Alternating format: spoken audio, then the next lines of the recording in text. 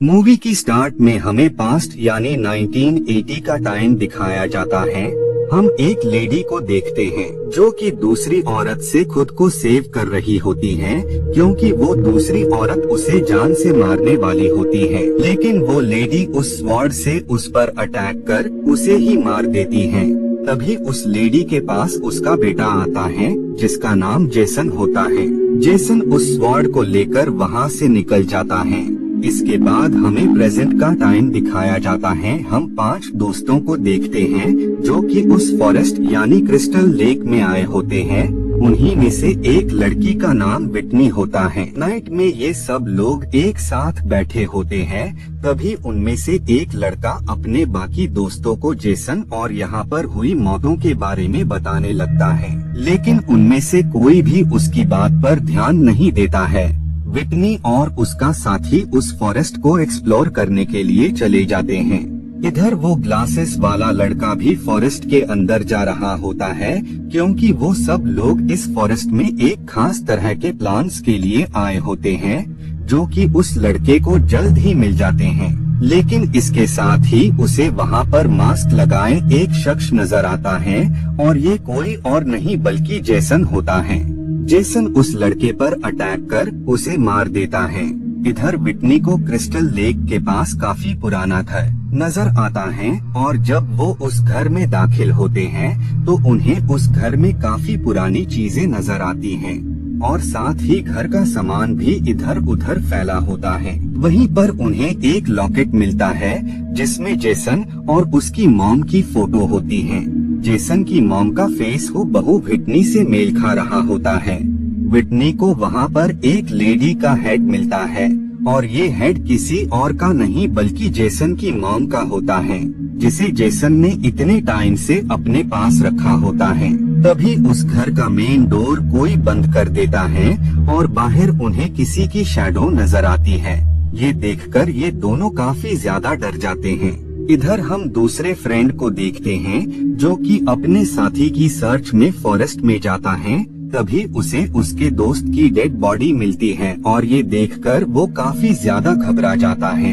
इसीलिए वो भागकर कैंप में आने लगता है, लेकिन जल्द ही वो भी ट्रैप में फंस जाता है, और साथ ही उनके एक और साथी को जेसन ने दरख्त से लटका दिया होता है। इधर हम विटनी को देखते हैं। तभी जेसन उस पर अटैक कर देता है, और वो उसके फ्रेंड को मार देता है। लेकिन विटनी किसी तरह वहाँ से निकल जाती है, और वो वापस कैंप में आ जाती है। वहाँ वो देखती है कि जेसन ने उसके सारे दोस्तों को मार दिया है। तभी जेसन एक स्वॉर्ड से विटनी पर अटैक कर देता है, जिसके साथ ही ये सीन कट हो जाता है, और अब हमें 6 हफ्ते बाद का सीन दिखाया जाता है। हम एक शख्स को देखते हैं जिसका नाम क्ले होता है। क्ले अपनी बहन विटनी को 6 हफ्ते से सर्च कर रहा होता है, लेकिन इसके बावजूद भी उसे अपनी बहन के बारे में कुछ भी पता नहीं लगता है। बाद में ट्रेंड और उसके लोग गैस स्टेशन से निकल जाते हैं, और वो जल्द ही उस क्रिस्टल लेक के पास एक फार्म हाउस जो कि उसके डैड का होता है, उसमें वो आ जाते हैं। इधर क्ले अपनी बहन विटनी की सर्च करते हुए एक घर के करीब आ जाता है।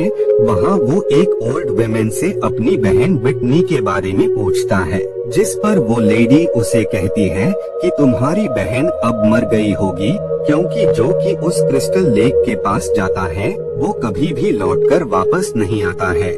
लेकिन क्ले उसकी बात को अनसुना कर वहाँ से निकल जाता है, और वो वहाँ से निकलकर एक और शख्स के पास जाता है, जहाँ वो अपनी बहन के बारे में पूछता है। लेकिन हर बार की तरह इस बार भी उसे अपनी बहन के बारे में कुछ भी पता नहीं लगता है। बाद में उस शख्स को ऊपर से कोई आवाज आ रही होती है, और जब वो वहाँ चेक करने जाता है तो उसी पल जेसन उस शख्स पर हमला कर देता है, और वो उसे मार देता है। लेकिन मरने से पहले वो शख्स जेसन का नकाब उसके फेस से हटा देता है। वहीं पर जेसन को एक नकाब नजर आता है, जिसे वो अपने फेस पर लगा लेता है, और बाद में वो वहाँ से निकल जाता है। इधर हम क्ले को देखते हैं जिसके साथ जेना भी होती है, और वो उसकी हेल्प विटनी की सर्च में कर रही होती है। फॉरेस्ट में क्ले को जीपीएस मिलता है, जिसे क्ले अपने साथ रख लेता है। इधर हम ट्रेंड के दोस्तों को देखते हैं जो कि रिवर में बोटिंग कर रहे होते हैं। तभी जेसन एक एरो से उस पर अटैक कर उसे मार देता है और बाद में वो उसकी साथी को भी मार देता है।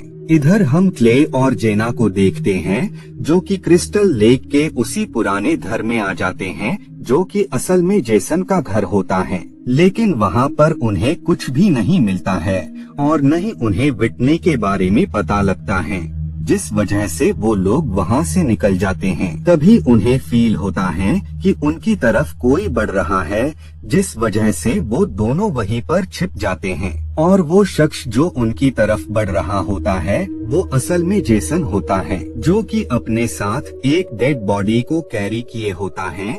जेसन को देखकर ये दोनों काफी ज्यादा डर जाते हैं। तभी जेसन को वहाँ एक बैग दिखाई देता है जो कि क्ले का होता है। उस बैग को देखकर जेसन को ये फील हो जाता है कि कोई शख्स है जो कि उसके घर तक आ पहुँचा है, जिस वजह से जेसन उस शख्स की सर्च करने लगता है, लेकिन उसे वहाँ पर कोई भी नहीं मिलता है। जिसके बाद जेसन उस बैग और लाश को लेकर वहाँ से निकल जाता है। जेसन के जाते ही क्ले और जेना भी वहाँ से निकल जाते हैं और वो ट्रेंड के फार्म हाउस में आ जाते हैं ताकि वो बाकी लोगों को जेसन के बारे में बता पाए। इधर जेसन उस डेड बॉडी और बैग के साथ एक दूसरी प्लेस पर आ जाता है जिसके बारे में किसी को भी पता नहीं होता है। वहीं पर हम विटनी को देखते हैं जिसे जेसन ने अभी तक नहीं मारा होता है, क्योंकि विटनी की शक्ल जेसन की मॉम से मिलती थी।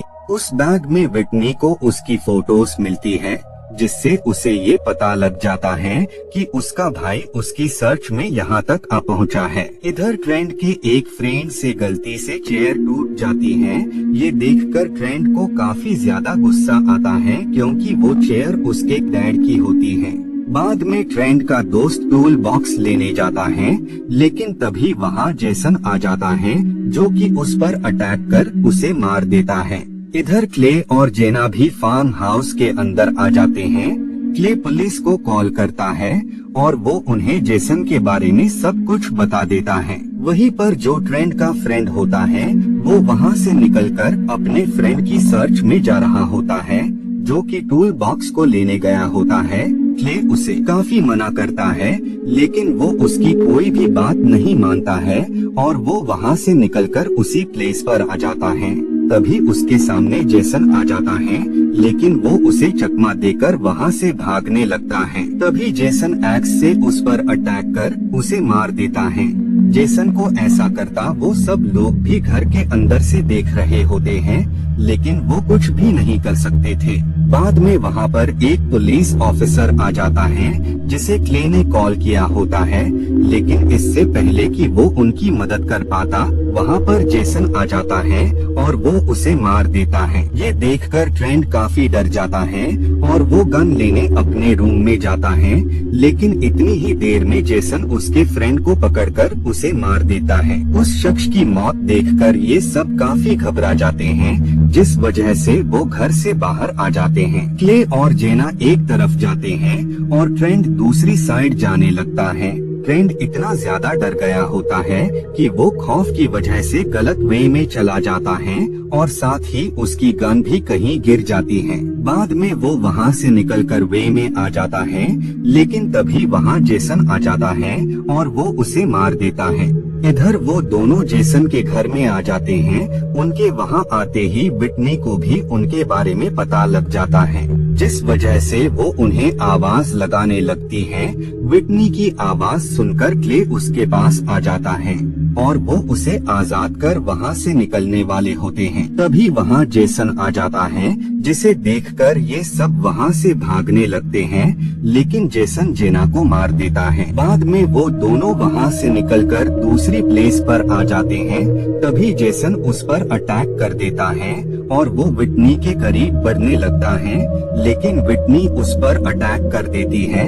जिसके बाद ये दोनों वहाँ से निकलकर उस प्लेस पर आ जाते हैं जहाँ काफी सारी मशीन्स होती हैं। तभी वहाँ जेसन आ जाता है, जो क्ले पर अटैक कर उसे मारने वाला होता है। तभी विटनी जेसन को उसके नाम से बुलाती है और वो उसके सामने उसकी मॉम का लॉकेट रख देती है। ये देखकर जेसन बिल्कुल शांत हो जाता है, लेकिन उसी पल क्ले जेसन के गले पर चैन बांध देता है और विटनी मशीन को ऑन कर देती है, जिस वजह से जेसन गला दबने की वजह से मारा जाता है। बाद में वो लोग उसे रिवर में फेंक देते हैं, लेकिन अगले पल ही जेसन वहां से निकलकर विटनी पर अटैक कर देता है और इसी के साथ ये मूवी यहीं पर एंड हो